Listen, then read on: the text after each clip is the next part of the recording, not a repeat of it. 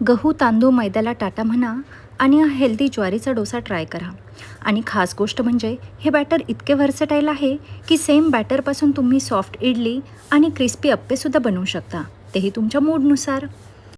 2 वाटी ज्वारी, अर्धी वाटी उडद डाळ, 1/4 वाटी चणा डाळ आणि 1 चमचा मेथी दाणे स्वच्छ धुवून 6 ते 8 तास भिजत ठेवायचे.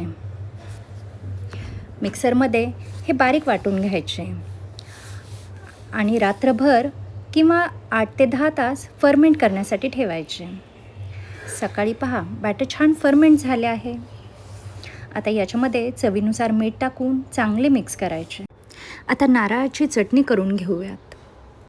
चटणीसाठी मिक्सरमध्ये ओले खोबरे, हिरवी मिरची, लसूण, चिंच, कोथिंबीर, मीठ आणि पाणी घालून बारीक वाटून घ्या.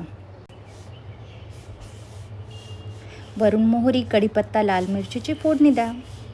बस तयार झाली आपली टेस्टी नारळाची चटणी. ज्वारीमध्ये फायबर जास्त असतो, त्यामुळे पोट लवकर भरल्यासारखे वाटते आणि ओव्हर ईटिंग कमी होतं. सो वेट लॉससाठी परफेक्ट आहे. ज्वारीचा ग्लायसेमिक इंडेक्स कमी असतो, त्यामुळे डायबिटीजसाठी बेस्ट ऑप्शन आहे.